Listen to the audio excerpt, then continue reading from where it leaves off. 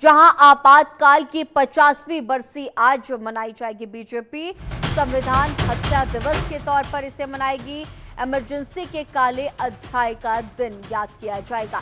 हर जिले में कार्यक्रम है इसे लेकर के, और साथ ही सेनानियों का भी सम्मान किया जाएगा।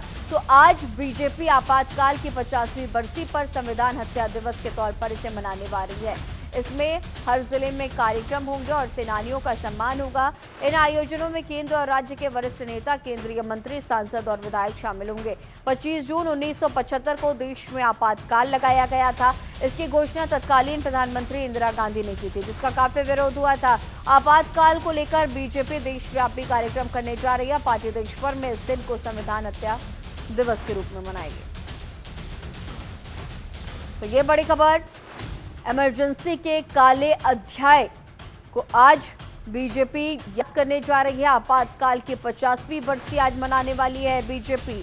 अलग अलग जिलों में कार्यक्रम है। तमाम मिनिस्टर्स इस कार्यक्रम में पहुंचेंगे, सांसद पहुंचेंगे, एमएलए पहुंचेंगे। तो आज इसे लेकर के संविधान हत्या दिवस के तौर पर आज के इस दिन को मनाया जाएगा। तो आज का ये दिन 1975 में तत्कालीन प्रधानमंत्री इंदिरा गांधी ने आज ही इमरजेंसी यानी कि आपातकाल घोषित उन्होंने की थी, और जिसके बाद इमरजेंसी के काले अध्याय को आज बीजेपी याद करते हुए संविधान हत्या दिवस के तौर पर इसे मनाने जा रही है। इमरजेंसी के काले अध्याय को बीजेपी याद करेगी।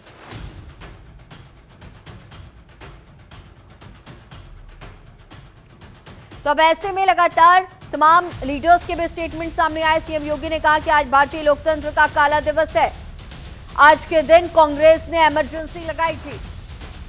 तो ये सीएम योगी के भी बड़े बयान। कांग्रेस ने देश को आपातकाल थोपा था, तो आपातकाल का वक्त कोई भी भारतवासी नहीं भूल सकता।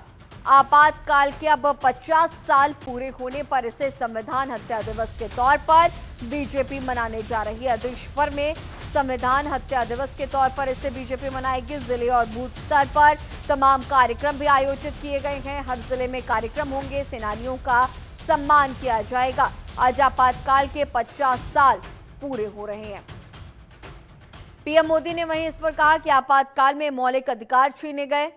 तो लगातार तमाम लीडर्स के स्टेटमेंट्स भी अब आपातकाल को लेकर के जिस तरह से 50 साल पूरे हुए उस पर सामने आ रहे हैं।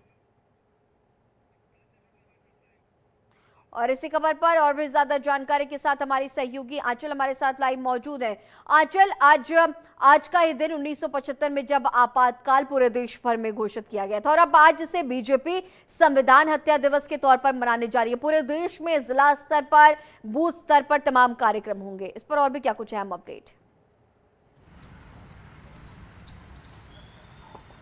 बिल्कुल, देखिए आज ही का दिन था, यानी कि 25 जून 1975, जब तत्कालीन राष्ट्रपति फखरुद्दीन की हम बात करें तो फखरुद्दीन जी ने जो है एक समर्थन देते हुए इंदिरा गांधी को आपातकाल की घोषणा की थी। और ये पूरा घटनाक्रम आखिर क्यों हुआ था, इसके पीछे की वजह भी जाननी जरूरी है। एक्चुअली में हुआ ये था कि जब तत्कालीन प्रधानमंत्री यानी कि इंदिरा गांधी का समय था, उस वक्त 1971 में चुनाव हुआ था, और चुनाव जब हुआ उस वक्त इंदिरा गांधी जो है वो उन्होंने जीत दर्ज की, और उसके बाद देखिए सरकार बनाने का दावा भी पेश किया गया था। लेकिन उस वक्त राजनारायण नेता थे और उन्होंने इंदिरा गांधी की इस जीत पर सवाल खड़े किए। उनका कहना था कि इंदिरा गांधी ने गलत तरीके से जीत दर्ज की है, और इस पूरे मामले को लेकर वे हाईकोर्ट पहुंच गए थे। और हाईकोर्ट में उन्होंने इस पूरी घटनाक्रम, जो भी उस वक्त चुनाव लड़ने में जिस तरीके की भी शैली प्रयोग की गई थी,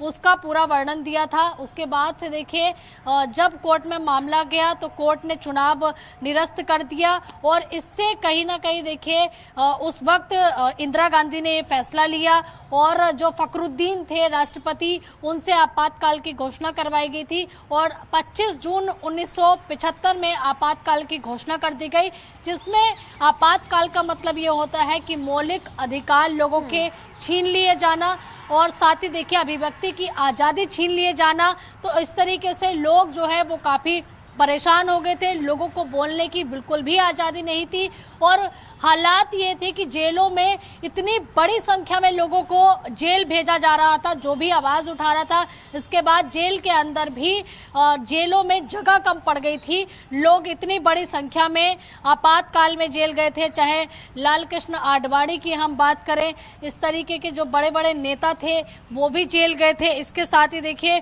अटल बिहारी वाजपेयी की हम बात करें, वो जेल गए थे। जयप्रकाश नारायण जैसे नेताओं को जेल भेजा गया था और यही कारण है कि आज 50 वर्ष आपातकाल को पूरे हो चुके हैं, जिसको बीजेपी संविधान हत्या दिवस के रूप में मनाती है। आज देश भर में बीजेपी संविधान हत्या दिवस के रूप में तमाम कार्यक्रम करने जा रही है।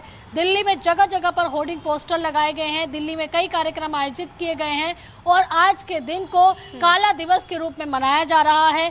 हालांकि देखिए, वो दिन जब भी लोग याद करते हैं तो लोग ये भी याद करते हैं कि उनको कुछ कहने की आज़ादी नहीं थी, उनको आवाज़ उठाने की आज़ादी नहीं थी, उनके मौलिक अधिकार छीन लिए गए थे। इसके साथ ही आपातकाल के दौरान जो है प्रशासन हो, पुलिस, सबने लोगों को प्रताड़ित किया था। ये लोग आज भी नहीं भूले हैं, जिसकी कहानियाँ कई वर्षों के बाद भी लोगों के जब सामने आती है तो उनके आंखों से आंसू छलकने लग जाते हैं, क्योंकि उस तरीके का व्यवहार उनके साथ में उस वक्त किया गया था। और यही कारण है कि भाजपा हर साल जो है यानी कि 25 जून को काला दिवस के रूप में मनाती है और आज 25 जून को, ये 25 जून 1975 जो कि एक आपातकाल का तारीख थी, आपातकाल का सन था, उसको पूरे 50 साल पूरे हो चुके हैं, जिसको बीजेपी आज कह सकते हैं कि काला दिवस, संविधान हत्या दिवस के रूप में मना रही है। ठीक है आंचल, आपके पास फिर से लौटूंगे। हमारे सहयोगी नंदन भी लखनऊ से हमारे साथ मौजूद हैं।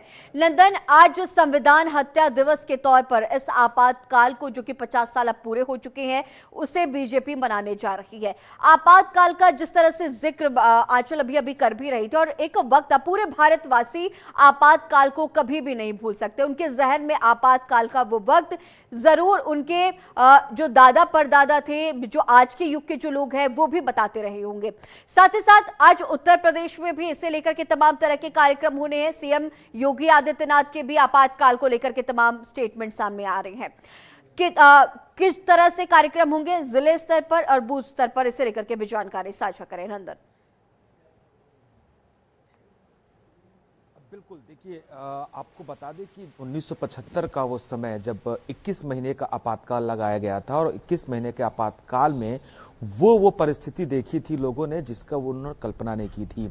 उस परिस्थिति के हिसाब से जो ये आपातकाल का ड्यूरेशन था, यानी कि 21 महीने का ड्यूरेशन था, उस दौरान जो अनुकूल परिस्थिति हिंदुस्तानियों के लिए नहीं थी, यानी कि प्रेस सेंसरशिप पे विराम लगा देना, जो नागरिक की आज़ादी है, मौलिक आज़ादी है, उस पर रोक लगा देना, साथ ही साथ जो नसबंदी है उस तरह का अभियान चलाना, जो राजनीतिक विद्रोही हैं, प्रतिद्वंदी हैं, उनको पकड़ के जेल में बंद करना, इस तरह के कृत्य उस इमरजेंसी में किए गए थे, जिसको अभी तक लोगों ने नहीं भूला है। और कहीं ना कहीं ऐसे कृत्य को लेकर 50 वर्ष जब पूरे हो रहे हैं तो पूरे प्रदेश में नहीं, देश में भारतीय जनता पार्टी इसको काला दिवस के रूप में मना रही है। अगर उत्तर प्रदेश की बात करें हम, तो उत्तर प्रदेश में जगह जगह पे भारतीय जनता पार्टी अपने बूथ स्तर से लेकर जिले स्तर तक जितने इनके विधायक मंत्री हैं, सबको जो संविधान हत्या दिवस के रूप में मनाया जा रहा है। और कहीं ना कहीं सीधे तौर पे आरोप और मढ़ना है, यानी कि जो तत्कालीन उस समय